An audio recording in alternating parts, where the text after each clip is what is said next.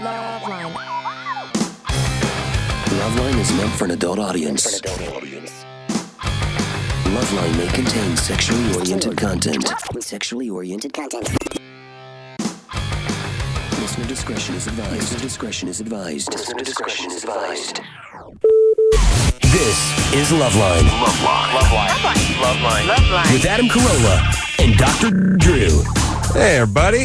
It's LoveLine. I'm Adam. That's Dr. Drew. Phone number 1-800-LOVE-191. Sean Faris is here tonight from Life as We Know It.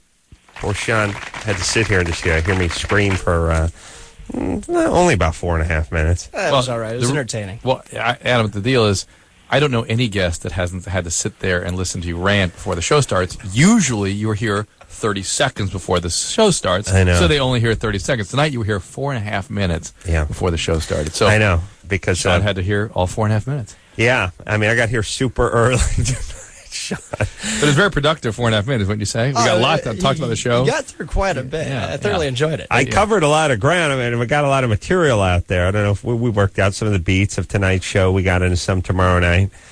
Drew got the dry erase board. We start before every show. There's a show meeting. By the way, speaking of show meetings, I'm getting intense feedback in my headphones. I don't know where you're getting that. I'm getting marginal to irritating feedback. Yeah, our voice muffled a tenth of a second behind. Really? A quarter second. All right. Just got rid of it. Wow. They just stopped it. Thank you, Anderson. All right. Yeah. All right. Anderson did nothing. It's one of these things, by the way, where people normally... it's back. Yeah. People normally want credit for fixing things, but not in the engineering world, because it means you had some potentiometer in the wrong place or some knob that wasn't turned or some switch that wasn't you thrown. have to move next time there's a problem. You don't want to have to... No, it's just 3/4 of the time something goes wrong. It's like, check the board. No. Oh, there we go. About the 26th now. All right, so this is horrible. What should we do? I can do it because I just keep talking. Yeah, let's go. I can get through All I this. do is hear my voice anyway. Yeah, I can hear the echo. Yeah. Sean. Yes. What's happening, brother, man? Oh, not much. I'm just sitting here listening to your rant and rave. I'm done. It's now all going to be about you, unless you remind me of something I'm angry about. Life as We Know It, ABC, 8 o'clock. Kelly Osbourne is on that. Who else is on that show besides Kelly? Quite a few people, actually. John Foster, Chris Lowell. Missy Peregrine plays my girlfriend. Chris Lowell, but not Christopher Lowell. No, I call him Chris. I mean, his parents may call him Christopher. No, I don't know about that. Not the bearded guy who's on the Towel Network. No. That I discovered when we were on the road. The world's gayest man. Yes. Yeah. Adam found him once when we were in Shreveport or something, and he came with his towel on, running down the hall, demanded I turn my TV on immediately. Yeah. To see the gayest man in America. Yeah. That's scary. Then he went to the bathroom, looked in the mirror, and saw the second gayest man in America shaving. I can do it. Come on, Anderson. You can do it. There he is. Yeah. Look for the areas. Fill that space, all right? The whole idea about creating focal points in your room is keeping your eye trained for those little details. It's those little details that make the home yours. It's awesome. It's like, you know what I've learned from Christopher Lowell? You can spend 2 weeks and $2,200 taking PVC pipe and creating faux bamboo, or you can actually just go buy some real bamboo. That's what I've learned. Yeah. Costs 18 cents a linear foot. But taking a little putty, putting it around the thing, that's spray painting it beige. And at the end, what do you got? Bamboo. Fake bamboo that melts if you put it next to a space heater. All right. Sean. Yes. Let's see. What else? What do we got to plug? Smallville? No, these are just shows you've been on. Yeah, you don't need to plug any of that stuff. That's just the all show. old school stuff. Life as We Know It. Why should our audience go out and watch Life as We Know It? I'm sure most of them do already, but it's a small handful that don't. Why should they do it beside you? Well, it's definitely the most real drama for teenagers on TV today, and probably in the last 5 years. A lot of people have compared the show to My So-Called Life. Right. And except for with 3 guys. And it's a great thing because you get to see what really goes on in the guy's head. You know, we all go through life playing the role and, you know, this and that. But then you never see the insecure sides or the questioning sides or the emotional side. And you get to see that in our show whenever the guys have a private moment to camera. Did you come out? You came out to L.A. when you were 18. Yep. How old are you now? I am 22. I thought I was going to say 18 and a half. And you came out to act? Yeah, I moved out to act, and it wasn't an easy ride, but here I am now. The actual ride from Ohio to L.A. or actually? No, the ride. I said the ride. The actual ride from Ohio to L.A. was actually quite fun. And when you got out here, anything good? Like, did you have, $18 in your pocket? Did you come out here alone? Did you come out with your family? Actually, my best friend drove across the country with me and then flew back 3 days later because he absolutely hated L.A. Wow. Yeah, he didn't. He gave was it a good 3-day try. Yeah, he was from a smaller city, and I think it was a little bit of culture shock for him. But he couldn't take it; it was too much. Yeah, and so how do you I bought even him know, a plane ticket. like if you drive from Ohio, how do you even know when you're in L.A.? You just stop at a gas station. Some guys are and you're like, huh? I must be like Sri Lanka or something. Like, it's actually then you're in Mexico. Then you're in like Japan. Like, how do you even know when you're in Los Angeles? Whenever you hit the traffic, that's how you know you're in L.A. Hit the traffic in Las Vegas. Yeah, it's got to be a culture shock. He was from Ohio. He was from Ohio too. Yeah, now what's he doing now? He's still in Ohio, just doing his thing. He's a painter. Let's get him on the show. Let's do it. So you came out 18. What do you get an apartment? What do you do? Yeah, I came out. I got an apartment. It was really hard to find an apartment too because no one would rent to me. I had no credit. Yeah. I had some money for an apartment, but I didn't have any credit history. I was too young. Right. Out of state cosigners because all of my family was from out of California. Did you get a job? Actually, I was quite lucky. My first week here, I got a small part in Pearl Harbor. Oh, yeah. Wow. You were in Pearl Harbor. What, yeah. Wait, which one were you? I was the one that stood next to everybody, in all the big scenes. You do look familiar. Ensign number 4. Yeah, down like out on the tarmac at the airfield and that kind of stuff. Yeah. I was a part of Josh Hartnett's crew.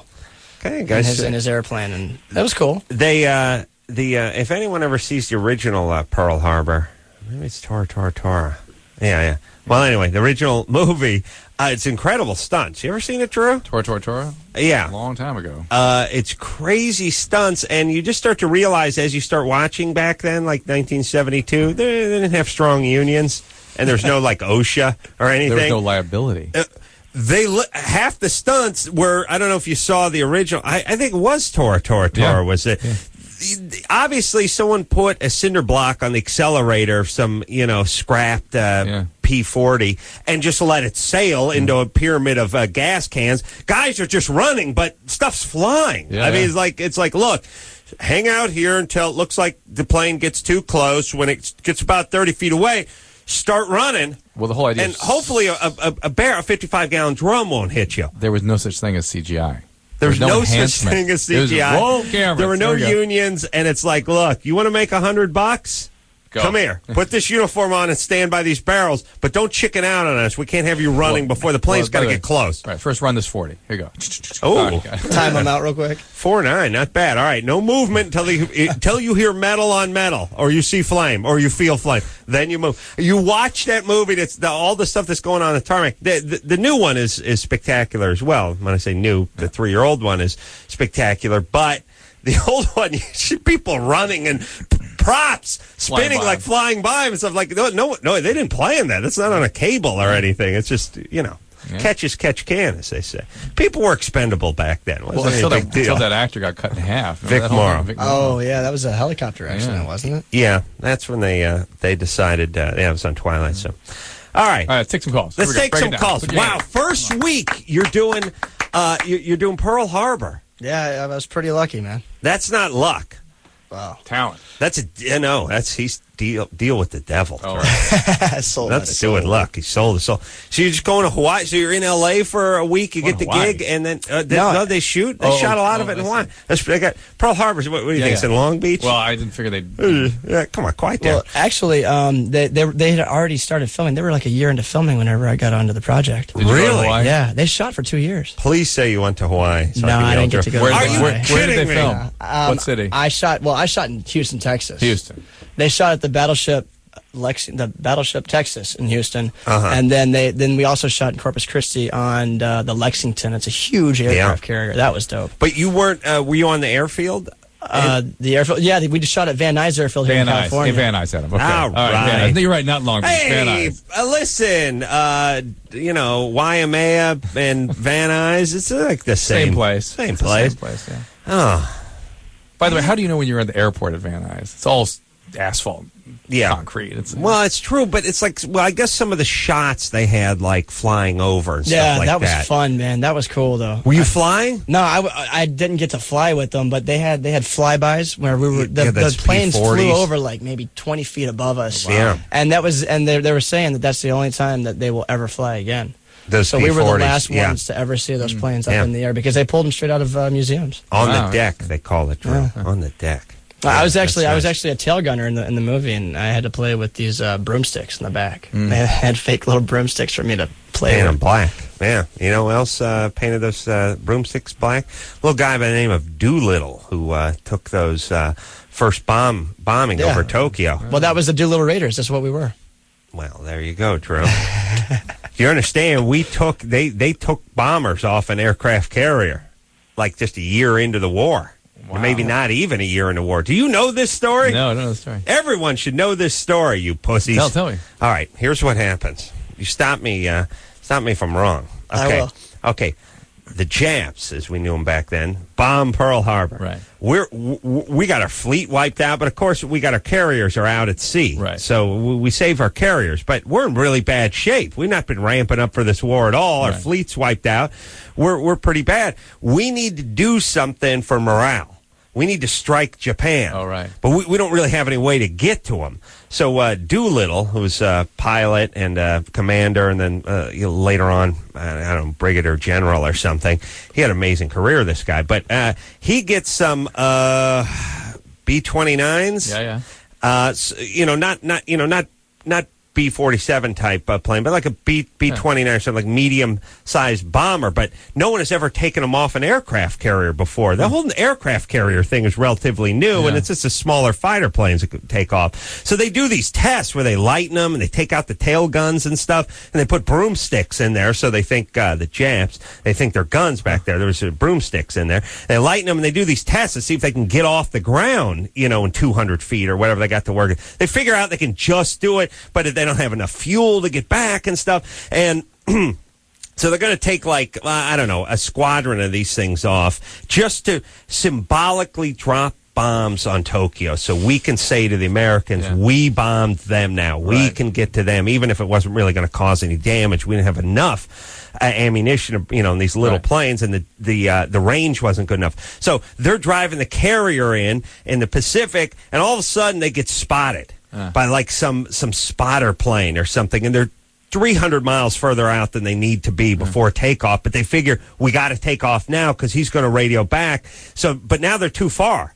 So they take off, they drop their bombs in Japan. They're going to they have to ditch in China, and half the guys get executed and half the guys make it back. Doolittle makes it back, but essentially suicide mission. I mean, probably is someone could do a full-length feature on that whole story. Doolittle makes it out. Everyone has to ditch their planes. Everyone runs out of gas. No one's got enough to make it back, and I don't think they could land those B-29s or B-18s or whatever the hell, B-19s, whatever they will, on a carrier anyway. So they all ditch. Some guys get executed. Some guys die in the crash, and half the guys or three-quarters of the guys make it out. Wild. Am I right, Sean? It sounds to me like you watched Pearl Harbor right before you came over. I did. I watched You watched the History Channel, or Hitler Channel, as we call it. Oh, that's word for word. That's exactly the way it was. Now, time for commercial.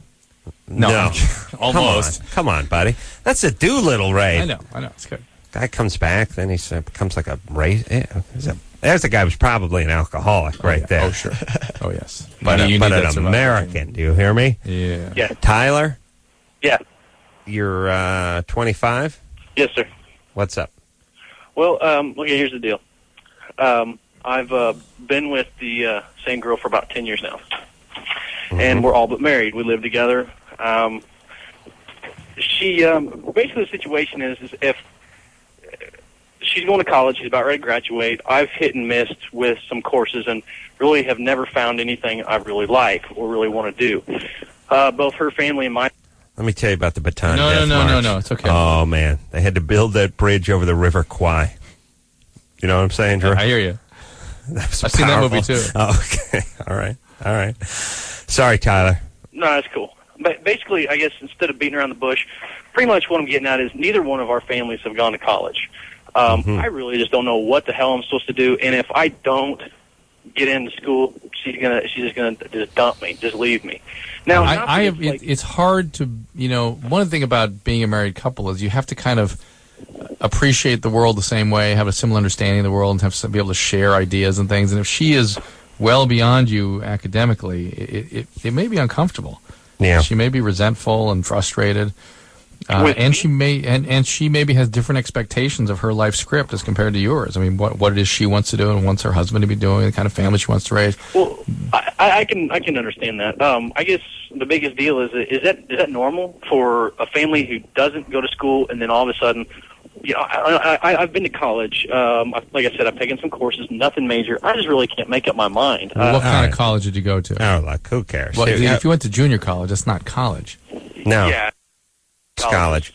Here would be my policy if I ran a university. I'd be like, you've done 2 years of junior college? Wow, now you got to do 6 years. Yeah, for every If year you've of never college. done any junior college, I would have let you do 4. You get your degree in 4. Now it's 6. Now, let me do the math. My mom's done 33 years at junior college. Well, she'd be dead before she ever got her 4-year degree, but that 2 years shouldn't count as 2 years. It should be added on to your time. Mm-hmm. Like an escape attempt in the joint. You know what I mean? It's added on. I would look at junior college as like a warden. I would say, I added on. That's bad behavior. Been fighting in the yard. Tyler? Yeah, so I guess the deal... All right, quiet down. Listen to me. Oh, he cussed? Yeah, he said S College. S College. Oh, he did? Yeah. Right when he came back? No, just before. Oh, I didn't even hear him. I did. Too busy yelling. Okay, here's the thing. College isn't for everybody, and if you're just going there poking around...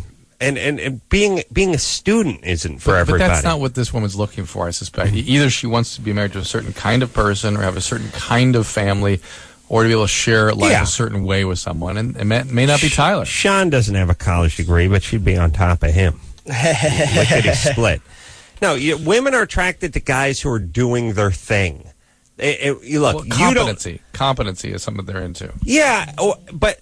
Yeah, being competent, but also moving in a direction. Like, success and security. Yeah, the college part doesn't matter if you're opening your own restaurant or you got your own clothing line that you're designing or whatever, you're building mountain bikes. They need to see playing, bass guitar, whatever. They need to see somebody moving in a direction. When they see the guys sort of spinning around and just bumping off each wall and caroming back to another, that freaks them out. Because women feel like, look, this guy's got to protect, he's got to provide, he's got to do whatever. And I know it's 2005. Women still think that way. Well, they're still wired that way to be attracted to that kind of thing. Thank you. Yes, Vogue and Cosmo have attempted to talk them out of it, but they're still wired that way. Yeah. They do want a guy to stand up and go, listen, sweetie, it's cool. I'm going to handle it. Don't worry about it. You make the babies. I'm going to make the cash. And then I'll be banging my secretary. Oh, no, wait, don't say that part. That's the part. That's what I should. See, I always keep going. Got to be careful. I got to stop right at cash. That's where I need to stop. The point is they don't want to see someone wandering around. So forget about college and forget about that part where you go like, oh, she just does it. She wants No, she wants you to want to know what you want to do. She wants you to make a move. She wants you to do something. You're 25. It's time to go. We went to also, by the way. Yeah, so if it's not college, fine. Yeah. Figure it out. Make a move. And realize she may have a thing about education. It's possible. Yeah. True, you got to think about education, right? Yes. You do. But how do you... No, but I'm smarter than you. How does that work? Yeah, but smart and education are two different things. Yeah. Second gayest man alive admitted I'm smarter than he was. Yeah, but what it means, you and I would be fine. Mm-hmm. I got put on academic probation at junior college. If we were married, I could understand. But you sort of educate I get yourself, to be the dude. Right? Yeah, okay. Right. No, if we were married, I'd be telling you the Doolittle story when we were humping. Exactly. All right. Great. All right. Be awesome. Drew, are you listening? Heads banging against the headboard. Drew, listen to me. This Doolittle. They ditched the plane. They ditched in Nang Kuk in Bok Choy. All right. Now, Let's this next go. call is distressing. Really? I blame you, Adam. Go ahead, Catherine. Here we go. All right. Catherine. Hey, Catherine, guys. you're 29. Yes. This is an What's up? irony that has not escaped me. I can't deal with it. It's Go like ahead. The universe is conspiring against me to ever listen to you guys again. I started listening to you guys in the late 90s in Austin, Texas. Mm-hmm. And I'm visiting my sister in Washington, D.C., and I've been listening to you guys for the last several nights. Mm-hmm. And I turned on the radio about 20 past 10, and I thought you were playing the Ranchero the Ranchero game, because the affiliate is now a Ranchero station. Really? WHFS has Changed gone at noon today. all Mexican Ranchero. No, it has not. Oh, yes. Aye. Oh, yes, it has. No, it has It not. Yes, is. it It's has. awful. Adam. WHFS is like one of the biggest Gone. alternative stations ever. And they're blaming I- you, Corolla, for starting a new trend. on As the show. God is my witness. Gone at noon today. you can't be serious. I am as God is my witness. WHFS is As God is my witness. It's a Really? great station, one of our favorite stations. Does not exist. We are off, and they are off. Lisa Wow. Warden, not director anymore. I thought What? they were playing the Ranchero game. Those Hold on, those we did- liners we did we last did night. liners for them last night. Duke and Orgasm. whatever Fat his name Boy, was, yeah. Fat Boy and Whoever, yeah. Yeah, Are you kidding me? gone. What happened? They're gone. This is radio business. Well, let's look at it this way. The fastest growing population in this country is Latin, right? Latino, right? And if there's, if you got a radio station and you got 35, gringo stations battling out for your little piece of the pie, Right. and there's one Mexican station, Somebody wants to buy you, and you're the first one in What- line. what- Look, she's got it on the line now. fire up the accordion. I know. I went to yadayada.com and it's Spanish now. It directed me to something in Spanish. Yeah, LZ, Elzol. this is a bad sign. Yeah, and by the way, Ranchero music, I really going to Did Doolittle sacrifice himself for this? Is that why he went across the Pacific? Doolittle ditched his B-29 and bok choy so you guys could listen to horrible accordion-driven music. I swear to God, these people have some sort of gene that doesn't. But this again. There's some sort of But gene Adam- that's built into a Mexican that doesn't. I here's the deal. If you pump this into the music, if you put a bunch of blue-eyed people in the room and pump this in, and just left a number 2 pencil in the middle of it, you come back an hour later, it'd be blood all over the place. Yes. Just get In the neck. artery stab. It'd be a body. It'd be like a Tarantino movie. It'd just be a pile of bodies when But you you came can back. understand. I mean, when I hear that music, I shut my eyes. I immediately think of the Lincoln Memorial and the mall and the winter. Yeah. Before the leaves DC? off the Capitol building off in the distance. Oh, yeah. Immediately the music that rings. Well, just that brings out those really, images. I mean, honestly, the whole Kennedy family. I mean, Oh, when you of picture course. like Camelot, play that music. I think this is the theme song to their life. This is what you picture in the background. You see the Lincoln Jackie's Memorial. dresses. they were Pillbox designed. hats. They have designed for this kind of socializing. Listen. Oh, so annoying. You did it. Let's stop for a second. All right, Aaron, all right. stop because some other station might convert. So you really think that Aces, Sean, we play a little game called Aces Mexican Ranchero Accordion Countdown on the show where we fire up a Ranchero song and then guess how many seconds before the accordion fires in. You think that doing this over the last few Sway months... the populace of D.C. Wow. The president himself, I heard, was it's all the rage. What do you do? WHFS. I know. To me, it makes me very sad. Wow. Sad. Hey, we got to take a quick call here just before we go to break. We have somebody on the line who's wanting to talk to Sean. Eva? Did she hang up? Can't make her wait. Eva Longoria from Desperate Housewives. Eva. I don't know. She hung up. Did she hang up? I guess. She's The a other busy line, line woman, 7? She's got How do you things know to Eva Longoria? She's a good friend of mine. Wow. She's the young one from Desperate Housewives, Okay. right? She's hot. You guys dating? No. Something. Nah, she's just a close friend. You can't be friends with really good-looking women. Why not? Oh, Sean. Oh, did you hear that? Yeah. Why not? Oh, man. Yeah. Liar. That was for the radio. That was for the radio. Yeah. Sean Faris is here tonight. Yeah, we got a Ashton Kutcher type scene going on here. A little older, dark-haired woman. beautiful young male. He looks like Ashton, doesn't he? Not too much. Just let's just take it. Drew's the second gayest man alive. He knows. Believe you me. Yeah. Sean Faris is here tonight from Life as We Know It. All right, we got to take a break. We'll let's hopefully check one more talk time real to Eva. quick. Really? Check. Okay, one more time. Eva? No. Okay. You can call her. All right, we'll take a quick break. Be right back after this. Yeah! Woo! What's happening? It's the LoveLine. I'm Adam. That's Dr. Drew. Sean Faris is here tonight. Hello. Reeling over the format change of one of our oldest affiliates, WHFS in Washington, D.C., one of the biggest. I would go out to that. I went out to the HF Festival. It was in RFK Stadium. We'll run out of initials soon. There was like 65,000 people there. It's a huge station. I just find it hard to believe there's such a large Latin population in Washington. Well, maybe they're trying to attract some. And I don't know why, but they're trying to attract them. Maybe they, what, Drew? What? Maybe they're trying to attract them. Bring them into D.C. No, I really do think it's a numbers thing. If you have 30 white stations and 3 Latin stations, you're going to be better to compete in that market. I just wonder why the signal is so strong. I know over here the signal's strong because it comes out of Tijuana and they don't have like FCC regulations on their amperage of the wattage of the whatever. But you're driving around, you can't get anything, and pow, you get hit with some horns and a sombrero, like pow. Yeah. You ever do that? Oh, yeah. Yeah, sorry, that was a stupid question. Oh, yeah. Well, maybe it's time to play Ace's Mexican Ranchero accordion countdown. If you want, sure. Just in homage to HFS. Yeah, Sean Faris is here tonight from Life as We Know It, 8 o'clock on ABC, Thursday nights. That's tomorrow night. This is how the game is played.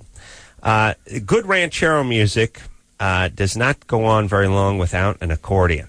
The question is we take a random ranchero song, yes, Michelle cues it up, in a random spot, too, not at the beginning, per se. Just fires up a random ranchero song in a random spot. How long? How many seconds before we hear that accordion kick in? Sean?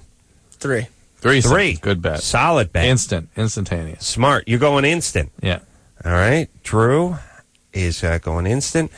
A lesser man would go 4 seconds. I'm going 4.5. Fair enough. Fair enough. No, I'm going 5 seconds. I'm going 5 seconds. All right. And we should make that rule. It's got to be a 2-second buffer. You got to put a second in between. All right. I got 5. Sean's got 3. Drew goes instant. All right. 5, 4, 3, 2, 1, go. Instant. Thank you. Yeah, is that instant? Oh, yeah. That was instantaneous. Oh, yes. All right. Couldn't hear it over Anderson screaming, but I'm sure it was there. Yeah, it didn't come across that loud to me. All right, so that was instant. All right, so Drew wins. Yeah. Shocking. But then the big riff came in about 8 seconds or so. All right, Drew wins with instant, the coward's way. You ready to go? Here we go. All right. Maybe we'll convert another affiliate before the night is through. The way we're going, maybe a few affiliates. Steve? Hello?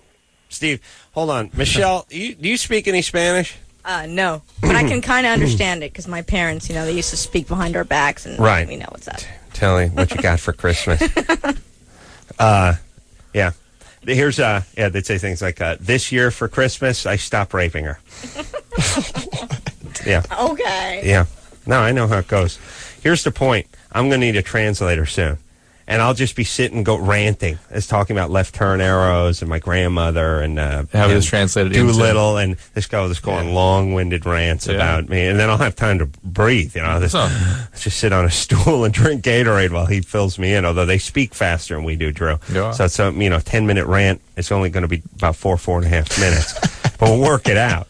Why can't they? They can listen to some provocative talk radio, right? Sure. Right. Yeah. All right. I may branch out. Or who am I talking to? Steve? Steve. Yeah, hey, what's going on? You're 23. What's up? Ace Man, check it in. Chicago, 50 degrees. It is not 50 degrees in Chicago. Oh, yes, it is.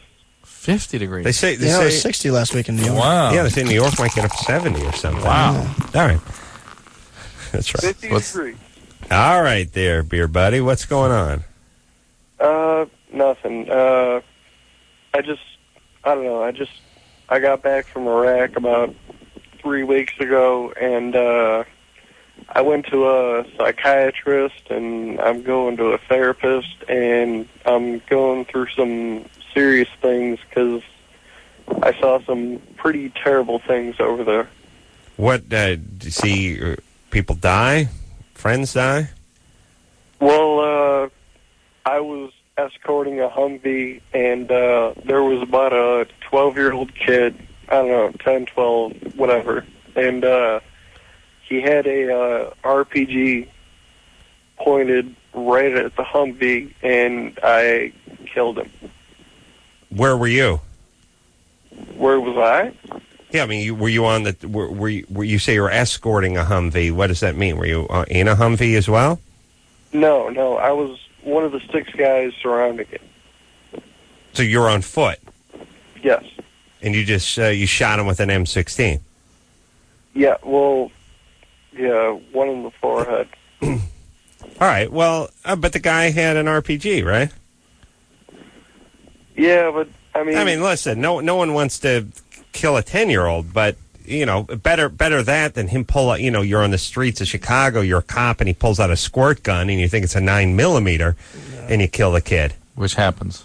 Which happens. Oh, I mean, at least the guy had a rocket-propelled grenade. Right. Yeah, I know. It's just you should still be depressed. Don't get me wrong, but I mean, it's as we say in the business, clean kill, good kill. But if he had shot it, you would have had 15 friends lying dead too. Right. Same are you. Right. True. Well, did that turn out to be true? I mean, it wasn't a cardboard tube on there with like a styrofoam grenade, right? It was real. We after I killed the kid, well, not just me, but my whole squad went over and checked it out, and it was real. And was he coming for you guys, or was he going somewhere else? Well, the only thing that was there was the Humvee and the escort, my squad. Right. He was pointing it at them. All right, so you did what you had to do. I mean, you can still be freaked out, but emotionally, killing an 11-year-old sucks, but killing an innocent one sucks more. Sucks much more, I would imagine. I'm not telling you can't have feelings about it, but there's really nothing. You had no alternative. How about displacing some of that anger onto the parents and send a kid out like that and encourage that kind of behavior? That's where your anger ought to be placed.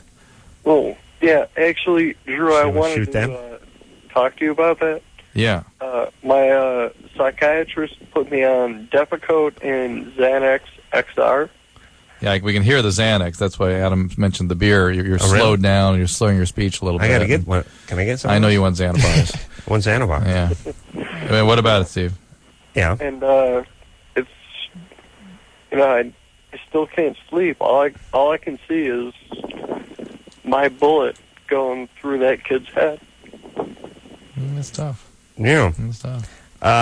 Hey, listen. Did you have previous trauma growing up? Something else that set you up for all this? No, actually, my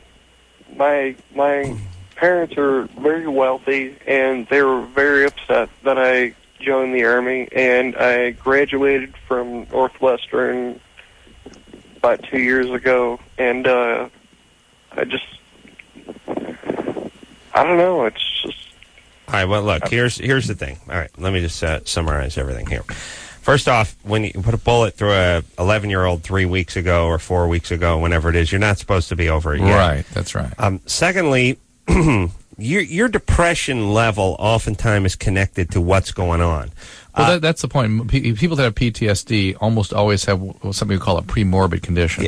Something sets them up. You're running Microsoft and banging Heidi Klum. You don't go home and get as depressed as you normally would than when you're just sitting around watching car commercials or if you all had day and drinking. Some issue that was sort of undealt with growing up that sort of gets re-triggered by all this trauma. It's, they have problems. But also, the guy is... not doing anything now, and it's time to start doing something. It's hard, though, when he's dealing with all this. It is, down by but, look, you're supposed to be, I don't know if I'd want to hang out with a guy who was over killing an 11-year-old had no feelings about by it. that evening. Yeah. Yeah. Or how about the guy that did not feel like Steve does? Yeah, he was happy about it. Right. Thought the kid had it coming. Yeah? Yeah. Yeah? You want to hang out with that guy? No, I don't want to hang out with that guy. Okay. Which guy we want to hang out with? Steve? Okay. When are we going over there?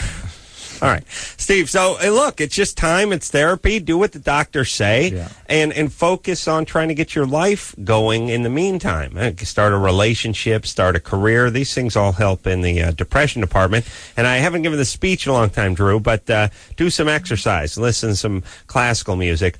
Not Ranchero. Yeah, get Ranchero. out. You know, you got to get out. If you sit around and just think about it, it's just going to be on your mind all the time. You're never going to let go of it. Yeah, it is. For those of us who've been depressed before, Drew, you've been depressed, yes? Mm-hmm. Did you have the feeling of having to sort of pry yourself out in, it's like, here's what depression is. Depression is like having arthritis at age 23. It's like your bones hurt. Nothing you ache, everything hurts all the time. You can't sleep. You don't want to get up. Or you sleep too much. Yeah, the whole pain, very often, generalized pain that doesn't have a organic basis to it is depression very often. And it's not so much even pain. It just feels like someone replaced your innards with sand. And when somebody says, hey, let's get up, let's go to the park, let's throw the ball around, it's like, you feel like an 85-year-old. I had the other, imagine this, I had the other kind of depression. I had agitated depression. Manic. Anxiety. Driving everyone nuts. Yeah. Just running around, getting into everything. Getting in everyone's face. Bothering everyone. No, not that. Banging the bejesus out of his ladies. No, not that. Oh, vengeance, F. That came later. Painful. Yeah. Removing skin. Difficult. Thank God he was a doctor. He could put that Bactine on it. The point is, eventually just started drinking it, eliminating the middle step. Does that work? Okay, here's what I'm saying, Drew. A guy like Steve, he needs to move. Yeah. He needs to get going. He needs to just pry himself out of start looking for a job tomorrow, jog. Put some headphones on and jog. Yeah? Well, if he gets on with his life and starts moving around doing things, it'll kind of numb it. And you won't think about you might it so talk. much. You're wanting specific recommendations as far as the sleep. You might want to talk to your doctor about medication called Seroquel. Yeah, which might be better for you than the Xanax. Give me some of that. Yeah, I know. To bed about 3:30 last night. You writing that down over there, Adam? Seroquel. Give me some of that. Now, Seroquel, you'll gain weight. It's really? Major weight. No, Michelle's got drugs. Michelle gave me I some. was on Seroquel. But it works. It was the one that worked. It worked for me. But you gained weight? Like 40 pounds. Really? Yeah. Wow. It took me about a year to get rid of it. Wow. Well, then we put you on something called Topamax, which instead of the Depakote, and that cuts the appetite. Right. Topamax. Yeah. Aren't you happy now? You're learning all this? I've never seen you so interested. You're lit up about this. What is it about putting people on pharmaceutical drugs, though, and then putting them on other things to eliminate the side effects of it, and then putting them on more things to eliminate the side effects of those? I've never really have understood that. About a little classical and some yoga. I'm all for that. But yeah, when you're the man, your desire is to make people uncomfortable and hurt them. Drew's trying to make money because he's in the hip pocket of the drug companies, man. Shooting golf That's your all goal. day. Well, so do you put 40 pounds on because you eat more? Do you retain water? No, what it do you increases. do? It changes the hypothalamic function. Lowers your metabolism? No, increases your appetite. Oh, it does? Sets it at a different place. So you place. just get hungry? Hungry all the time, yeah. Wow. But you're sleeping 14 hours a day. You just someone feeds you ribs while you sleep? It depends. If you take it just at night, you sleep more during the night. All right, grab me some of that. Yeah. And those macadamia nuts. Let's get started. All right. Sean Faris is here tonight from Life as We Know It, 8 o'clock, ABC, Thursday nights. We'll take a quick break. Eva Longoria called about 20 minutes ago, but she was on hold for 35 seconds, and she got PO'd and hung up. I think Sean must have called her during the break or something. You guys make up? She's going to call back. She is. You guys are cool? She's going to give us a call back. She's got until midnight. So. All right. We'll take a quick break. We'll be right back after this. Yeah, it's LoveLine. I'm Adam. That's Dr. Drew. Sean Faris is here tonight. Life as We Know It, name of his show on ABC, 8 o'clock, Thursday nights. Speaking of shows. Tomorrow night. That's tomorrow night. You know what the bidding is for this show, Drew? For LoveLine? Yeah, now here's the deal. We're doing a whole thing out here on K-Rock, and it's the K-Rock. KROQ.com, KROQ.com. You can reach it from anywhere in the country, and you can bid on many cool things. Well, let's set this up again. This is a tsunami relief fund, basically. Right. And it's an auction to raise money for the tsunami survivors. And here are the station from which we originate, K-Rock, KROQ, is the website, kroq.com, and you can sign on to the big-ass auction? Is that what they call it? Well, you just go to KROQ.com, and I think you can find it from there. But it says big-ass. It's not actually that obvious. It says big-ass auctions, one corner. Yeah. And you sign on, and then there's this list of things you can bid on, including getting Pennywise over to your house, or, as you say, keeping them from your house. The bid should be how to keep Pennywise away. You bid enough, we can guarantee they will not come to your house. It's like a Visa commercial. Some things are priceless, right? And or having Hoobastank at an event of your choice. All sorts of cool things, guitars and stuff. But one of them is lessons to be to be a host guest here on LoveLine with Adam and I. And the current bidding for that is, Michelle, $11 grand. 11 grand. That's I mean, when I heard it was at like $3,400, I was freaked. Mortified. Yeah, I know. What kind of maniac is going to come in here, Drew? A, who is the person going to be? B, what are you going to have to do for them? Here's oral, obviously. Or, as you say, receive. What is he going to do for you? When we get to 15 grand, yes, we're definitely at sodomy. But here's the thing, Drew, and I know this is going to be an unpopular here we go. stance, but can't wait. I think a lot of the reason that people are coming in here is because of my comedy. I think I feel like I've driven the price up. Mm-hmm. I think that you should get in for a cut. A taste. I'm not saying I want the lion's share of the money. It's like 10%. You'll be good. Well, agents, managers. Yeah, just like the Hollywood Well, thing. I mean, here's the thing. Even the Red Cross has a price to operate. Yeah. You know, you give 10 grand to them, maybe 8,500 makes it over to, the Philippines or where the hell this went on, Drew. But there's envelopes to buy, there's stationery, there's things like that. Yeah. What do I got? I got gas. I'm coming in here. I'm a lot. And think of that, your time. You're going to come in at least 8 minutes early that night. Talk to the person. No, but here's seriously what I'm saying. Here's what I'm saying. Look, you could have some other bozo in here. Let's face it. You could have Ricky Rackman in here. You guys be coming off about $2,200, maybe $2,500, or you could have the Ace Man in here, and I can guarantee you 15 grand. I'm going to need to see 5. If you guarantee that 15. I guarantee you 15. Now, if we don't make 15, you got to make up the difference. Okay, I guarantee 15. I'm going to need to see 5. I need to wet my beak. You understand? Adam, you have no shame. This is for the relief fund. And he'll give it back to them. I got 3 houses and a fleet of sports cars. Those things will pay for themselves, kid. You just want to see a little love. I don't have the looks that you got. You understand? I got to squirrel away my money. You do have the cash register. What are you talking about? I don't just shake my ass and have cash fall out of the tree on me like you, kid. Quiet down. This is business now.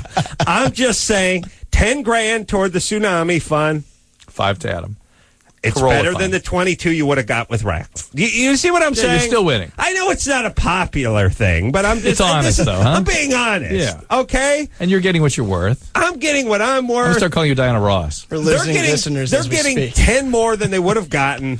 All right? You know, if the person's smart, whoever wins, they'll request to come in on a night you're not in, like a striker. So they can get a word in edgewise. How dare you? Who is that?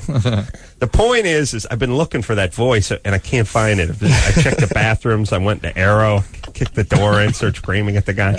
Talk, damn you. The point is we can get up to 15. That's my... the auction is over Friday night. If we can get this thing up to 15, like I said... Wet my beak. I just want to taste. So everything over 10 you get. All right, and again, they get 10. What am I giving them? Beach blanket with a hole on it? They're getting 10 grand. Yeah, you're right. Okay. All right. Well, what happened to the Hollywood 10%? I mean, you're going 33% on that. Well, first off, I'm talent. And that's more for agents. I'm actually driving the price up. And like I said, it takes guts to take a stand like this. You're not going to have other celebrities say that they actually want to be kissed in to the Tsunami Relief Fund. As far as I'm concerned, I think there's other stations converting now over to the Ranchero music. The Ranchero format.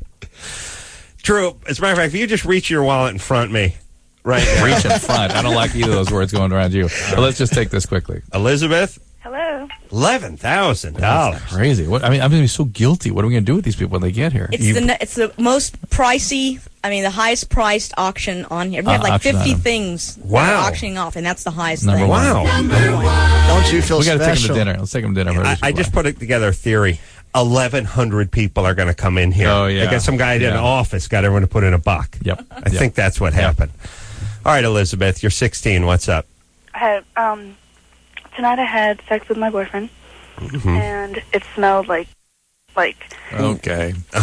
Okay. She got 8 words out and then the S-bomb. Yeah, 8 words, but like 14 syllables. I mean, let's be fair before the S-bomb. All right, so her point was that she and her boyfriend. I hope not her brother. She's calling from Riverside. They're alchemy. So They're probably a cousin or possibly father. Together they made a stinky smell. Yes. And that could either be him. Mm-hmm. Some guys do sometimes have a little funk about the semen, particularly if it's been a while since they've cleared the pipes. Mm-hmm. 2, she could have a malodor. And either case, it could be something called trichomonas, cause a bad smell. There's also a vaginitis that can cause a bad smell. Mm-hmm. And sometimes it's just the two of them together. People they get a different kind of a smell. Right. Well, so it does something needs to be checked out for you. One closes one closes one's eyes, and the mind runs wild as to what finishing school she attended.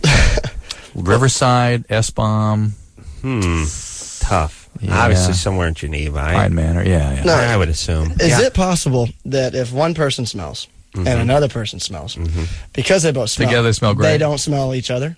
Well, you will sort of, just the way you get used to your own gas or things like that, you'll get used to your partner's smells. They will start to. Oh, really? Yeah. Huh. Well, I mean, not your brain. Your brain doesn't do that. No. Nothing goes into the background for you. No, I can't even like my own spit. It's like someone spit in my mouth 24 hours a day. It's horrible. To load your torture. All right, again, Sean Faris is here. Nightlife is, we know, we're up to 11 grand. That's 6 for the Sumatras. Okay, let's see if we can get that up to 15. We'll get it to 10. It's all going to be profit after this, all right? There you go. All right, after this.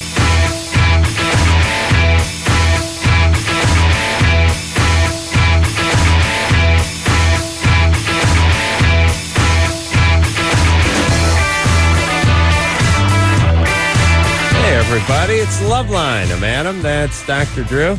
Sean Faris is here tonight. Drew is on the LoveLine website, or the K-Rock website, trying to figure out what the bid is for the Tsunami fund. Has it gone up since we spoke about it last? I hope it has. Yeah, you want that 5% or that 5,000, huh?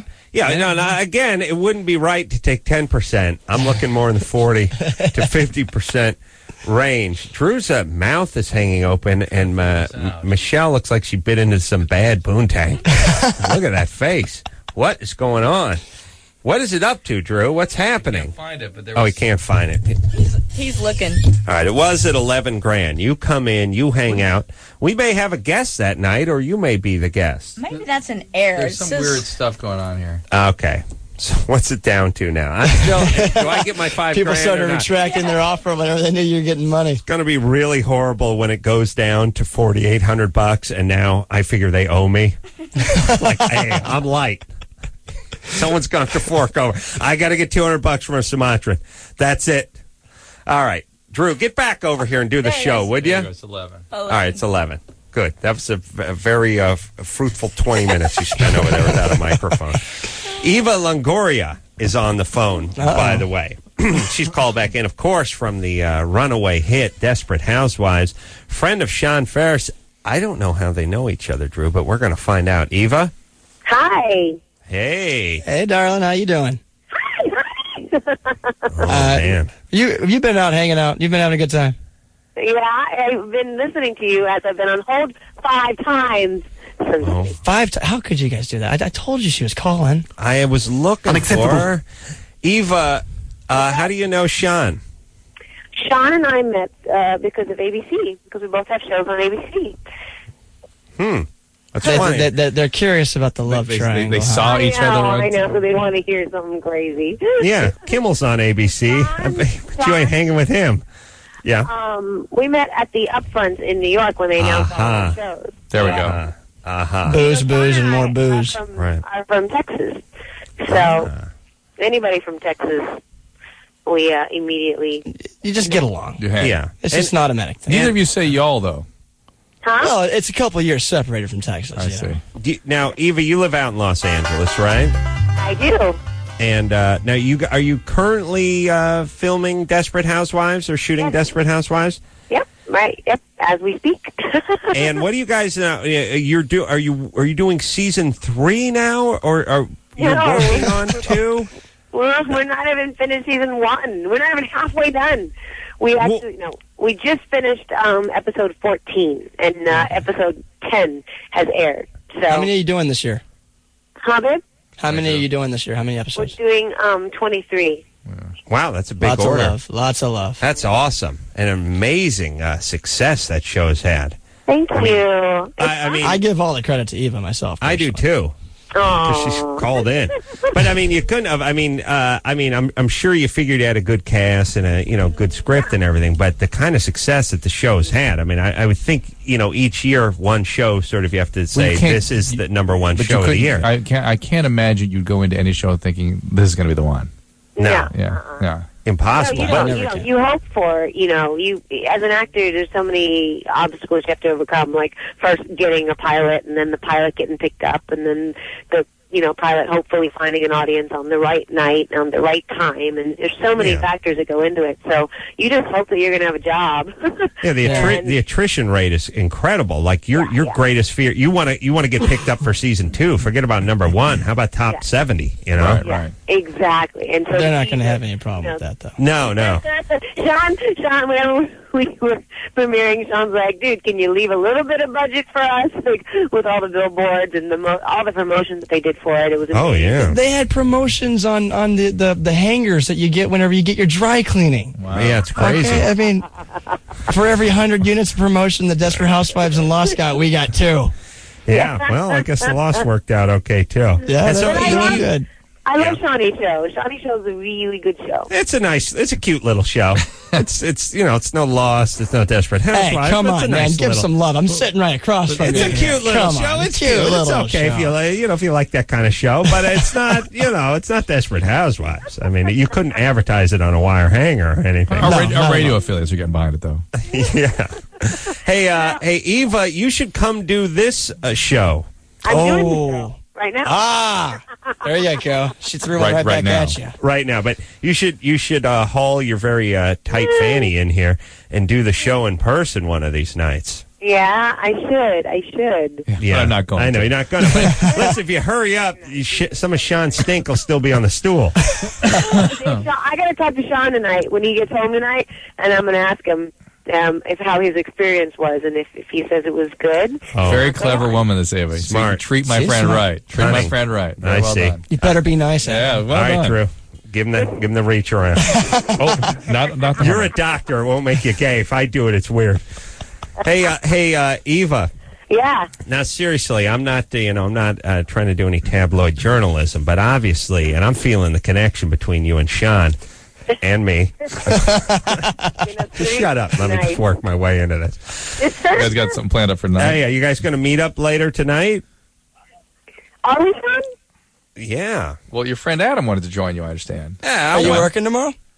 Yeah, no, I work in the morning. See, what time? She can rally. Yeah, you can rally. What time? Oh, by the way, you can just sleep it off in your trailer. You'll be fine.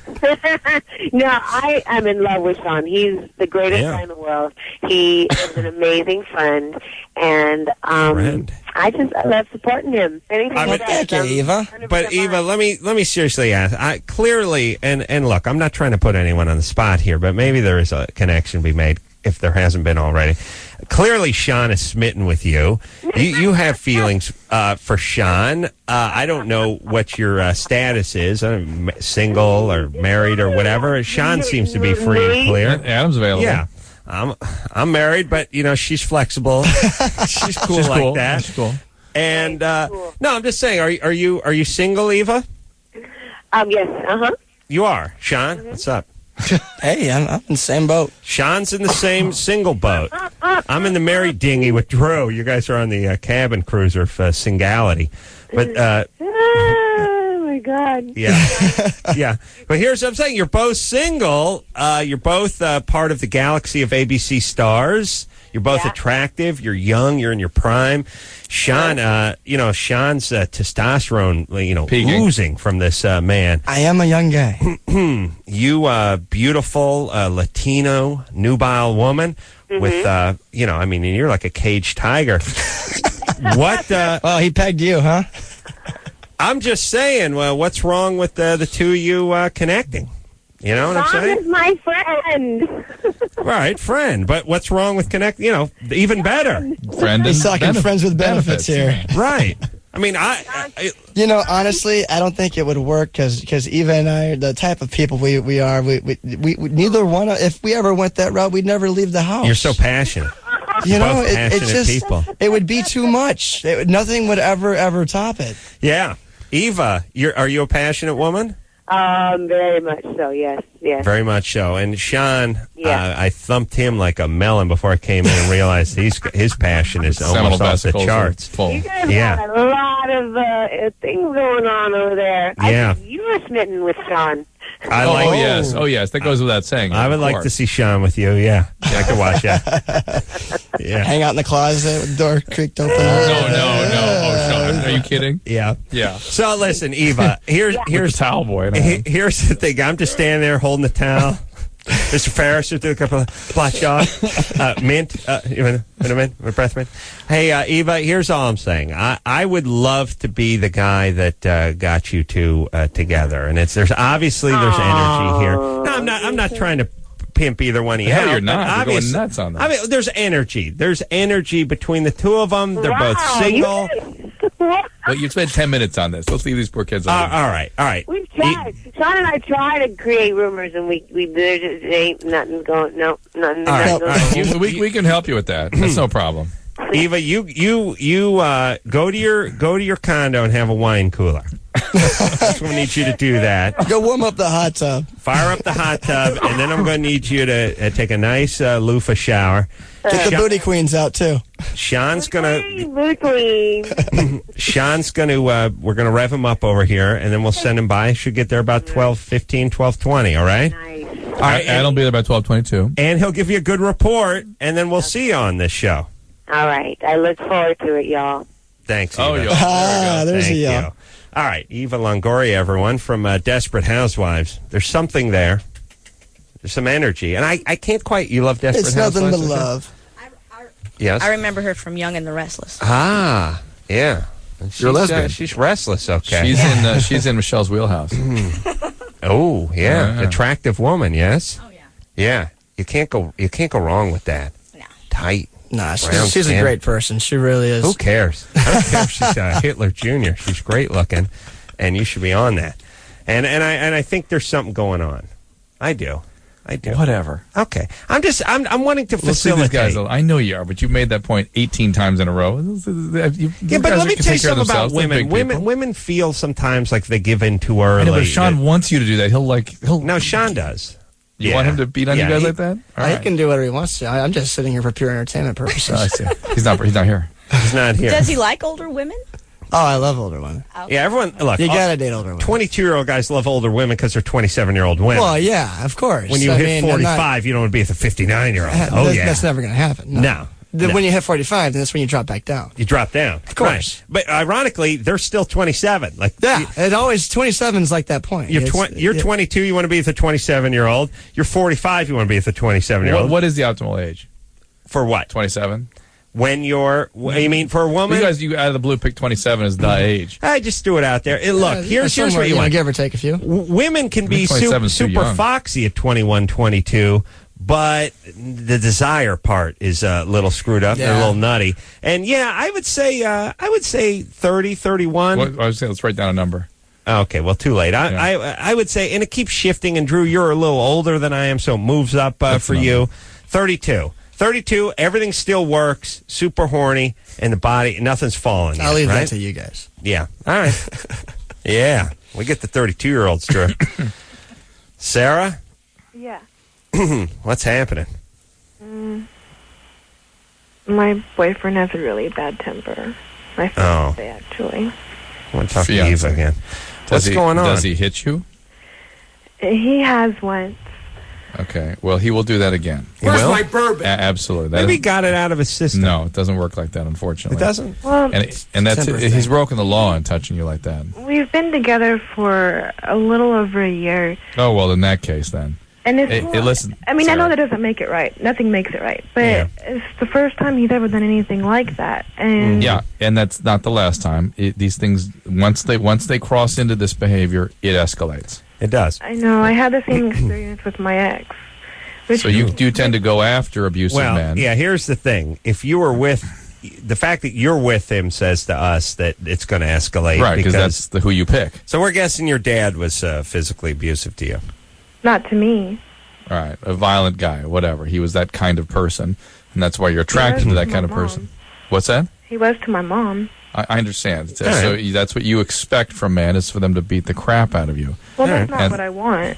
I know it's not what you want, but on some level, you're attracted to that. Yeah, what you want and what you seek are two very different things. The thing is, the things that are traumatizing in childhood for reasons that are, why God wired us this way is just a complete mystery, but we are wired in such a way that when we have a traumatic experience in childhood, that becomes a source of attraction later in adulthood. And so the kind of thing, the kind of person that Dad was, and all his traumatizing, what you hated for him for doing, is stuff that you find arousing and alluring now, and you can't not go after those guys. Yeah. And boy, you got to not go out. You got to get some treatment so you don't go after those guys. Well, is there any way at all to break that cycle? Yes, absolutely. I thought I was when I got with him, because he was nothing like that when I met him. Here's what you can pretty much depend on. If you are super attracted to a guy, that's the kind of guy he's going to be. Unfortunately. Even if he's a kindergarten teacher, whatever, it seems like the nicest guy in the world. You picked him. You're super attracted to him. That's who he's going to be. That's why Eva likes Sean. Yeah. Rough trade. Handful of hair. Oh, yeah. Sarah? Yeah. I was thinking the other way around. She seemed like the more active I could one. see that, too. Yeah. Either way, it's going to work. Sarah? Yeah. This guy, what's he do for a living? He works at a big company, a big corporation that makes some... Just say things so I can be satisfied and go home. They make things for, like, big companies. Make things for big companies. Okay. Let me close my eyes. Clear. What a vivid picture. Yes, things for big companies. It's really like having a high-definition plasma screen in my set. Well, in you my gotta head. remember, she may be afraid that he may find out by naming what he does. Yeah. Well, that's a good point. Thanks for crapping on me. Hey, there you go. Sean's right. I'm a listener. I'm an observer. No, I appreciate it. You're right. You got us back on track, Sarah. But it takes a big man to admit when someone else is right, Drew. Big man. That's you. I get it. I'm a huge man. So, Sarah, I agree with Drew. We should probably drop this guy. Yeah. And you need to get some hard, treatment. Though. I know. No, I know, because that's what hold on a second. Let's talk about attraction for just 1 second, because that's the heroin part of the relationship. Absolutely. The reason, somebody could be going, like, a guy could kill himself over a chick, and you look at her and like, it's not doing anything for me. I mean, what is attraction? You hear these women all the time, especially for women. It's like, well, he's short, and he's kind of balding, and he ain't much to look at, and he's got a hairy back, but it's like, I can't. Yeah. I gotta breathe his breath. I can't. I want to drink his urine. I can't. I gotta be near this guy. Right. What is that? Well, the guy's a schlub. Why do you got to be near him? Well, that's what attraction is, and it's more powerful than the sort of rational mind. And when mind. it's crazy intense like that, particularly for people that don't make sense to everybody else, it's because you were traumatized, and this is a reenactment of all that traumatic material. And what's interesting is when the current boyfriend starts actually escalating and traumatizing you again. It's one of the concept is that it increases your attachment needs. Where do people go when they're in traumatic situations but run to their loved ones? Right. So now this is the guy you're even more attached to now when he becomes the traumatizer, because that's the only place you can go when you're being traumatized. Is it safe to say that the more effed up you are, the stronger and more specific the attraction is, and the greater the grip it has on you? The less flexibility you have with moving in and out of relationships. Yeah, like people that haven't had any history of trauma can sort of objectively take a look at a situation and go, this person hit me, I'm leaving the relationship. And that's one of the things that happens from trauma is you lose flexibility and the ability to move in and out of bad and good feelings, bad and good relationships. Right.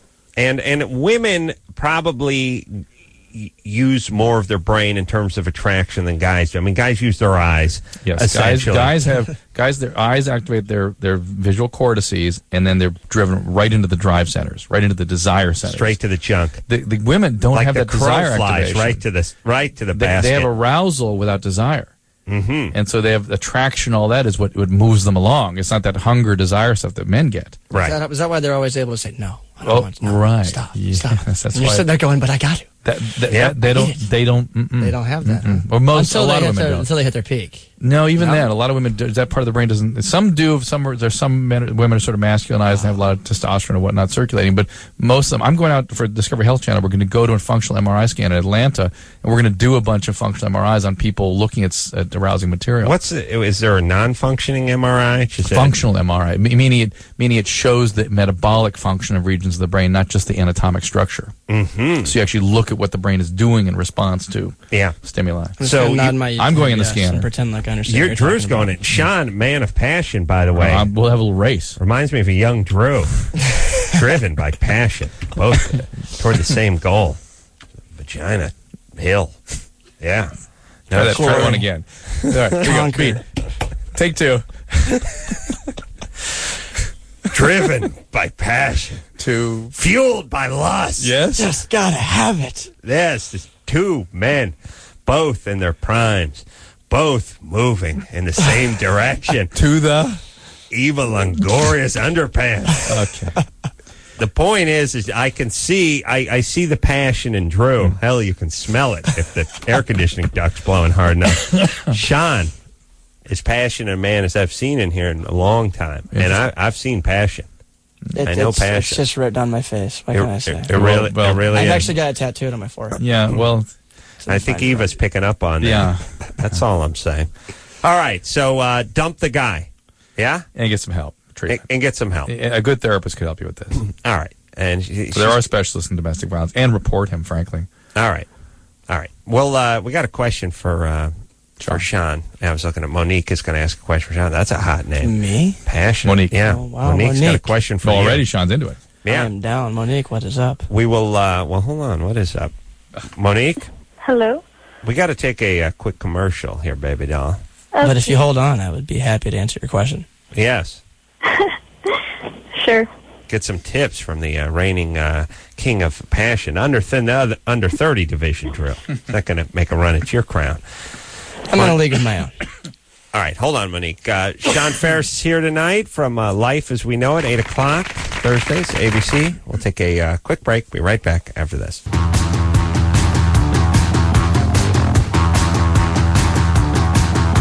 Hey, everybody, it's LoveLine. I'm Adam. That's Drew. Phone number, 1-800-LVE-191. Sean Faris is here tonight from Life as We Know It. Will Sasso's coming in here tomorrow night from Less Than Perfect, and you probably know him for all those years on Mad TV. Funny guy. Got a lot of ABC love going on here, huh? We certainly do. Yeah. It's usually we go deep cable, but for the next few nights... Usually it's the guy with the question marks on his suit that comes on at 5 in the morning, screams at you about getting $80,000 to open a coffee shop. True. Have you still not seen this guy? I've seen him. No, I've seen that guy. He's awesome. He tells you how to rape your government. Yeah. And it's true. I like it too. I just saw him the other night. He's like, you want to have a coffee shop? You want over there? You need bills? I'll get $7,000 for your phone bill. It's like you run up a bill for $7,000 on your telephone, and we're supposed to pay for it. And there's a part where he goes, "It doesn't matter, rich, poor, doesn't matter." Like you're a rich guy, you're a rich guy, and you're like, "Yeah, I need $125,000 to write a novel from the government." He'll get it for you. Is this the guy with the neon question marks all over? Red hair, I think. That's right, Lasco. Yeah. Speaking of money, what are we? Are we $11,000? Hasn't moved. Hasn't moved. That seems to be our price. You started going for the money, Adam, and you just killed it. $11,000 for the tsunami relief. That means $6,000. Count them, 6. Heading over to that region of the world. 5 for the Ace Man. And it's not like I might not make a donation out of that 5. You know what I mean? A little love. I might kick over 10%. No, but 70. 70, $80, toward the thing. So, out of that 5. Again, I've driven the price up, Drew. I need the beak to be wet. Hey, guys. Monique? Yeah. It's the voice. I was just searching I was just looking at the thing. Mm-hmm. Lisa May to lick her face is up to $900,000. Yeah, that's why my mouth was open when Adam watched me. But they'll verify it tomorrow. No, there's something wrong with it. There's another one. There's another one for $100,000 up there that's messed up. But really? Our 11,000 apparently has been verified, meaning they've checked and We're really? Legit. Yeah. You're Again, good to go. I'm still expecting at 5 to least you. 5,000 people to come in here, each paying $2.25. All right, Monique, Uh-huh. you're 15. Are you in love with Sean? A what? Are you in love with Sean? Oh, yeah, definitely. Yeah, he's cute. Where are you from, Monique? Where am I from? Yeah. Los Angeles. Really? Yeah. I'm in Los Angeles. Yeah, she's 15, you son of a That bitch. was the Hey, 15-year-old. I'm not hitting on her. No, Just okay, making all right. conversation. You got Eva at home taking a nice bath, getting ready for you. That where am I from was the 15-year-old version of who? Yeah, I know. It's a time buy. Yeah. Yeah. So, Monique, you have a question for Sean? Yeah. All right. Sean, like, were you your character when you were his age? I could say that I had many of the characteristics of Dino whenever I was in high school, but not quite not quite the I don't even know if I can say the word. He was kind of an ass. Wasn't quite the asshole he was. Yeah, you're a nice guy. Yeah, I was a nice guy. Right. You know. But you're heading that direction, by the way. I'm just saying, the money comes in, the success. You start, betting these beautiful ex. No, are we talking soap about stars. me or are we talking about you? Oh, I was an a-hole when I was in junior high. Are you kidding? Monique. Uh-huh. So you think Sean is dreamy? Yep. You still use dreamy? You do. Are you going to watch the show tomorrow night, Monique?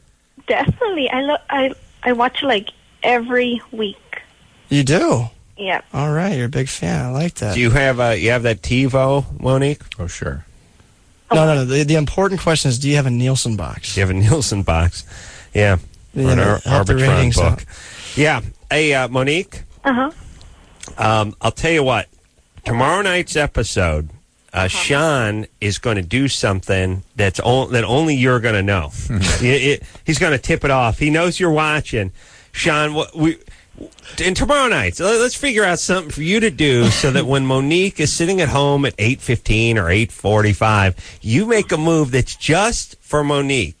Whether it's scratching your head or a certain way you flip your hair or you put your hands in your pocket at a certain time. Can you give her something? Oh, I would absolutely love to do that, but it's not a live show. No, you could do it. Come on. What do you got for her? One of the things you do. What are you doing tomorrow? What am I doing tomorrow? Which All right. episode? I want you to. Tomorrow I want you to dedicate something to Monique, A so that when movement. she's home, she's going to see that and know you're thinking of her. I don't even know. Do you comb your hair? Do you put a hand in your pocket? There's a moment of realization. No. I'm trying to think of what happens. We filmed this months ago. Work them. Oh, come on. The chick's got cancer. I'm helping her. I'm trying. You understand? Man. Don't put me in the She's hot seat. I'm under pressure here. Just make one of those moves, like you do one of those Keith Partridge moves where he puts his hands in his pocket and flips his hair back. Like, what's your initiative? For me, it'd just be, I'd just scratch my ass. Because that's Is that your signature move? I do it every 3 10 minutes. 8 to 10 minutes, Drew. What do you got? What are you going to do? What are you going to dedicate to Monique? I'll dedicate the eyebrow. I use the eyebrow. You raise it. There's a little. You do one. You do a single. You do right. It's the right eyebrow. It's going to go up. Okay. It's going to go up just for you, Monique. Monique. Uh-huh. All right. You're going to be watching tomorrow night, right? Yeah. I'm doing the eyebrow for you, honey. Okay. Thank you, Sean. Thank All right, you, baby doll. When you have a fan for life, she's gonna see that brow raise. She's gonna start screaming. He did it, and then her brother's gonna clue her in. It's gonna get weird. All right, you ready, Drew? Here we go. Keep going. Matt. Yeah. Oh. You're 18. Yes. Oh man, you guys are awesome. Let me just tell you. Thanks. Listen, tomorrow night when you're watching Life as We Know It, Sean is going to make a move. Going to raise his right eyebrow. Raise the brow. You're going to be watching, brother, and that's going to be for Matt, okay? That's how he signals you. Thank All right. you. Go ahead, man. Okay, I just came home from college and figured out I got mono over brick. And they told me that absolutely no drinking because it affects your spleen, I guess, or liver. Why is that? How's that go? Why does it do that? Yeah. What's up with the mono? It's a virus that causes inflammation of the liver and enlargement of the spleen. Is that what mono does? Now, first off, who were you making out with that gave it to you? Man? And the alcohol further inflames liver, can give you significant liver issues. It can. Put it on hold because he keeps talking when you're talking. Yeah, it's just, in terms of allowing your liver to heal, you want to use not expose it to things that can be further inflaming. All right, but there's, can't I know, you'd be and then okay, there's, right. I'd be cool, Well, right? I mean, mono's pretty hardcore, though. It takes a You're lot to heavyweight, recover Adam. from that. It knocks. Have you ever had it, Sean? I never had it, but I had some friends that had it, and they were down for weeks. Yeah, it's pretty bad. Drew had it in high school, right? Horrible. Really? Who gave it to you?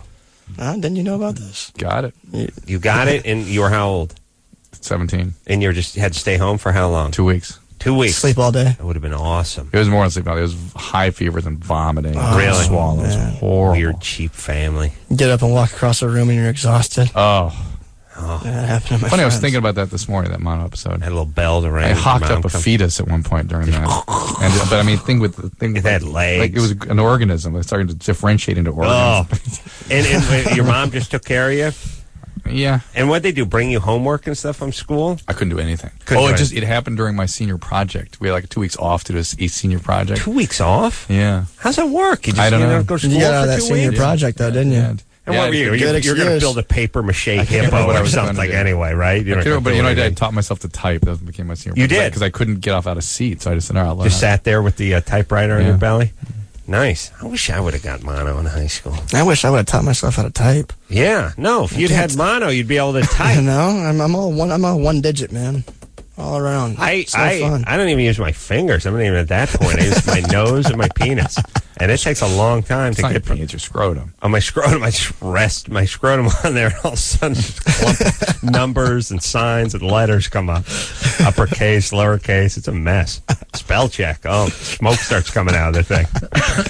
All right. What are we doing here, Drew? Taking calls. Here we go. So no drinking if you had. Did he have another mono. question there? It looks like this. Matt's sort of alcoholic in evolution. I got here. one more question. What about pot? Yeah. Is it the same thing? No, What about pot, but Matt, you're Pot's cool if you have one's mono, saying, right? Yeah, pot, Matt, you're an alcoholic addict in progress here. You're gonna have to deal with this, buddy. Oh, Just yeah, remember, I'm just saying, you're on your way, Matt. You're on your way. I know it seems like nothing now. He already has the I'm talking as the same time the authority figure is talking. Right. That's one of the key alcoholic components. All right, let's talk to Christy, who's 16. Christy? Hey, guys. How are you? Hey, great. Tomorrow night on Life as We Know It, Sean's going to do this thing where he raises his brow. For you. The right eyebrow. The right brow, which is about the only thing I can do, by the way. You know, I can do my right brow, too. But you can't get the left, can you? I can only do left. I've tried to do the left, and I just can't seem to get it. Yeah, let's see. Drew does the left. Yeah, but now you can do the middle. Can you do the middle? Mm-hmm. You're going down. Can you go up? Yeah, but that's both. Can you lean them up? No. All right. And you can do the right. Now, why not? Now, but Sean, you're right-handed? Yes. Drew, you're right-handed. Mm-hmm. And I'm left-handed, but I can only do my right. So you see, nothing. Nothing. Really, we got at all. nothing. All right, Christy, go ahead. Oh, first I wanted to tell you, Dr. Drew, I love your book, Cracked. I got it for like 10 people for Christmas. I absolutely love it. That's so kind of Christy. Thanks. Yeah, anyway, my question is, can you get an STD from swallowing semen? Yeah, you can get an STD just from giving a blowjob without swallowing the semen, but the more dangerous ones are from the semen itself, the viral transmitted, like HIV, hepatitis, that can get into the esophagus and be absorbed there. Yeah. Okay, so you want to wear a condom. Yeah, that's the idea. I know that Trojan is working on a flavored condom they're gonna bring out next year. I thought they already had flavored condoms. Well, they're trying to come out with something that's like superior. Yeah, something that everyone's gonna love. This isn't like that cool mint crap. This is like these are dinner type Strawberry, things. These are like cherry. brisket, like liver and onion, brisket, yeah. things like that. Imagine you're getting a BJ and your dog just jumps in and starts devouring your penis. Knocks your girlfriend out of the way and just then the dog runs away with your penis and you have to put a strainer on the toilet and put him over the toilet to get the penis back. I try and get where there's a pan-seared sea bass. I really like that. We're trying to work on that. Pan-seared. With we got new poached potatoes. We got a seared ahi-ahi, choice of sides.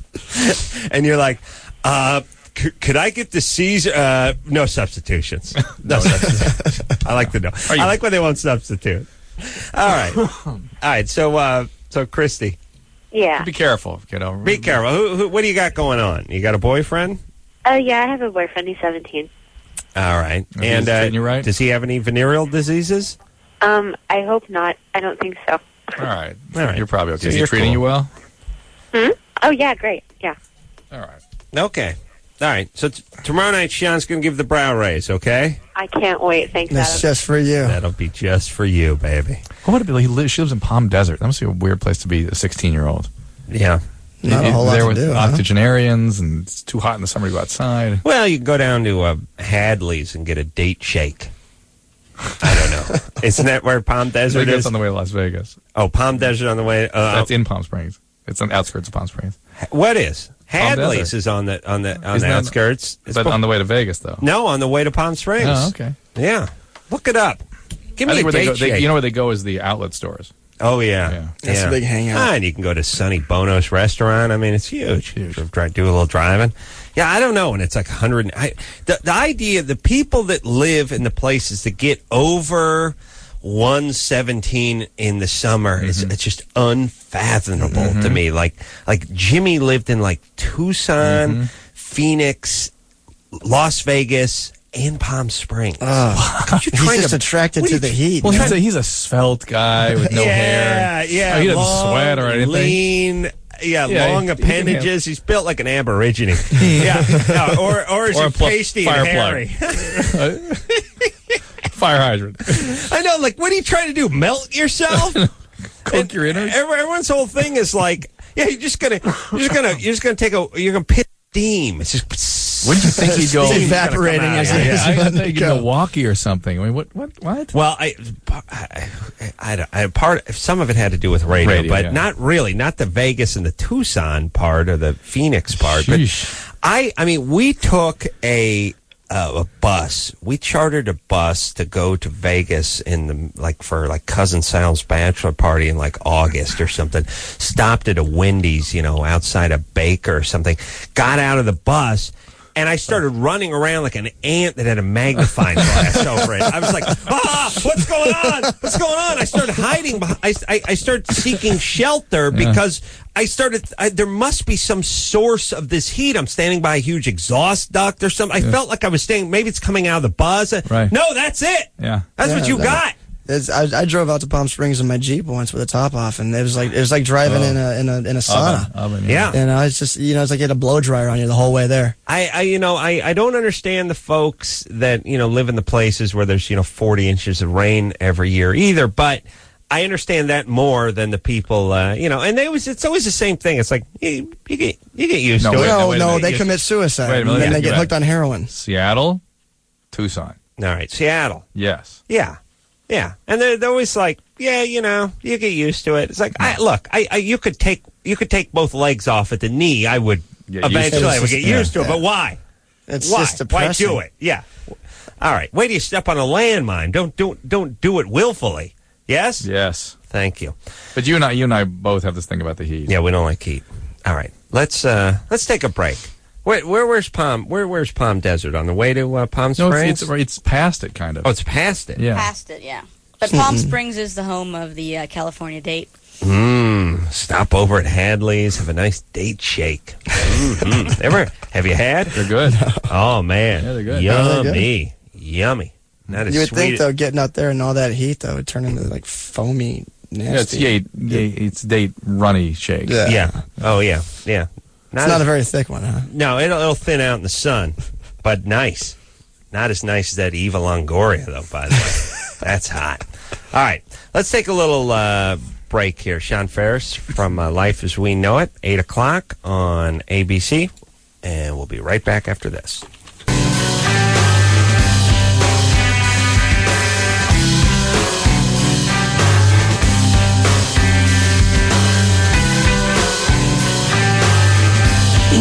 Yeah, it's LoveLine, madam. That's Dr. Drew. Will Sasso's coming in here tomorrow night from Less Than Perfect, and you remember him from TV all those years. Funny guy. Haven't seen him in a while. Sean Faris here tonight from Life as We Know It, Thursday nights, 8 o'clock on ABC. All right, you ready to keep going? Here we go. We're going to speak to Melissa, who's 25. Melissa? Hello? Hello? Hi. What's happening, Hi, baby Dr. Drew. doll? Hi, Adam. Hey, Melissa. I was just listening Wait, to... say hi to Sean. Hi, Sean. Sorry. Hi, Melissa. It's all right. Don't worry about it. Tomorrow night on the show, Sean's going to lift his right eyebrow. And it's just for you. Your cue to orgasm. Yeah, just for you. Yeah. What's up? I was listening to a girl that you talked to a couple girls ago about childhood trauma, and that's what you're attracted to in a man as you get older. Mm-hmm. And I was just wondering, I mean, is it trauma specific? Because well, no, it's not, because all women between about 18 and 22 have a phase where they go for guys that are sort of a-holes. Could be 18 and 26. Yeah, it can be a little strung out, longer, stretched out for some women, and it can start later for some women, but most women do go through a phase where they have to get sort of a fill of a-holes. But there's a-holes, sort of, cool guys who have a BS rap who bad guy we can see right through, and then Right. there's the guys that beating the crap out of you. That's a different guy, but there's not a woman alive that doesn't like a guy who's a little bit dangerous, a little bit aloof, a little bit mysterious. Keeps them on their toes. That's right. Right, and I've been just trying to figure out, because I was with someone for a good amount of years, and turned out that he was just had issues, just had problems. And Like what? What do you mean? What was happening? well, I didn't know it, but I guess for a while he was doing drugs behind my back and cheating on me. Those are You know what? the main things. That doesn't make him an a-hole. That makes him an addict. Well, no, wait. And then it just partly due to the drugs, although when he claimed to be sober as well, he was abusive. Once, but twice, I think, out of the whole amount of years. Physically abusive, yeah. Right. And I don't know. Melissa, this is not a pattern of you being attracted to assholes. This is you getting attached to an alcoholic and hanging in with it. Right, and that part I understood, because my father is a recovering alcoholic addict. Right. Many years sober in AA. There you go. All that stuff. So I understood that, but I never grew up seeing any kind of abuse. No, Melissa, you're making my point for me. You are not someone who's attracted to abusive a-holes. You are someone who's attracted to alcoholic addicts, and because you're codependent, you get in, you become you sort of dismiss the behaviors, you enable it in some way, and alcoholism addiction will progress, and they often become violent and nutty, and that's part of the addiction part. But that's not you being attracted to the ass. She's not making your point in her mind, because what she's saying is she never saw her dad in that state. But I'm saying in that state, but he was not abusive to my mom or me. But Melissa, you're not hearing me. You're not hearing me. Part of the evolution of addiction is... Consider yourself lucky, by the way. I got to sit here and hear him all the time. Is chaos and violence. It's not that you're attracted to that. You're attracted to the addiction. And if you hang in with an addict long enough, if they progress far enough, they will get this way. All right. So the point is you did break up with him? Yeah, but there's... Okay. The main reason I'm calling is because there's still that urge in me, even after the months it's been. Yes. It's like I dismiss the bad stuff for some reason. Al-Anon. Melissa, Al-Anon. Got to go to Al-Anon. Got to get a sponsor, got to work the steps. You must change internally, or you're going to keep, just like the person who's attracted to the abusive guys, you're going to continue to be attracted to the alcoholic addicts. And every guy that never got fixed becomes Moby Dick to women. Underline the dick part, but you know what I'm saying? Yeah. Guys don't have that. Guys don't have the I must fix her, I must change her. And for a woman, I think it almost feels like a failure sometimes. Like you got this project and you failed. And then it is like it's the one that got away, it's the game they lost, and it like the high school quarterback who loses the championship game. They just think about it for the rest of their career. Though, it's making dad right once and for all. It's the love and attachment they feel for dad. That's who they love. That's the kind of person they love. The addiction and stuff only intensifies the need for attachment. They don't know how to get out of it. I feel. Do you think the good people of Washington D.C. are going to get more out of the accordion than this kind of general discourse we have? Do you know what I'm saying? I'm listening. I'm thinking. I'm trying to decide. I'm weighing it out. Yeah, it's a hard call. It is tough. Yeah. Sean, what do you think? They've made their choice. They made their choice. Yeah. Right. Yes, Sean. I'm actually really curious about. I've noticed that generally guys, whenever they find a girl that they like, they want to keep, they want her to stay exactly the way she is. Right. Girls find a guy that they like, and then they want to change the little certain things about them to just make them their perfect guy. Yeah, and I've seen it over and over again. It is. They want Tom Cruise and Cameron Crowe in the same guy. I mean Tom Hanks and Cameron Crowe in the same guy, and those are mutually exclusive human beings. They do not exist in the same male. Wait a minute. You got your Cameron Crowe and your who? Tom Hanks. Tom Hanks?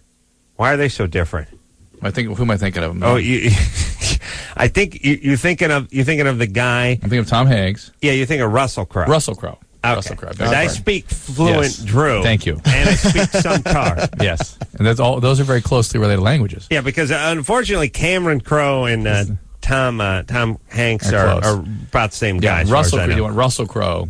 You want Russell Crowe. You want Russell Crowe. Swashbuckling, drunken, brawling, punch out the paparazzi, and Tom E-Man. Hanks. And the same guy. Yes. You want to take the Russell Crowe and convert him into a Tom Hanks. That's right. That's their impulse. That's what you want to do. Can't do that. Is it something to do with that, or is it just... They're attracted to the sort of alpha male qualities, but they can't live with it. So they got to get it, and they got to hold on to it, and then convert it into something that's livable. Really, for guys, if it was a car sort of thing, it's like they want a Ferrari that is essentially a Camry. Exactly. They want the excitement, they want the high revving, they want the performance, they want to turn heads and everything, but they don't want to deal with the breaking down, they don't want to deal with the cost of maintenance, they don't want to deal with all this stuff. So once they do get the Ferrari finally landed, well, the Ferrari is going to cheat on you with your friend. The Ferrari's going to come home drunk. The Ferrari's going to make these announcements. Look, you don't like it? Get out. That kind of stuff. So if we can slowly turn that guy into a Camry, then we got the Ferrari with the Camry reliability. Oftentimes they do. And the only way that works is if the Ferrari gets fat and starts losing hair. And eventually gets fat and he just starts losing hair and he's like, screw it. He starts getting high levels of circulating estrogen and stuff like that. And he starts behaving like a Camry. Good. But then he starts looking like a Camry, too. It's not the Ferrari. Feeling like a Camry. And feeling like a Camry. All right. Here we go. Where are we talking about cars? That we're Camrys. No, we feel like Camrys. What are you? I see you as a beige Taurus wagon with an I'd rather AM be radio. Oh, no, come on. Yeah. Please. Maybe an 8-track. Where does the passion fit in that? Oh, yeah, you got to leave room for the passion. Who rapes smaller cars? Actually, if you put him in a wagon, he's got room in the back. That's right. Fold that seat down. We're going to break. We'll be right back after this.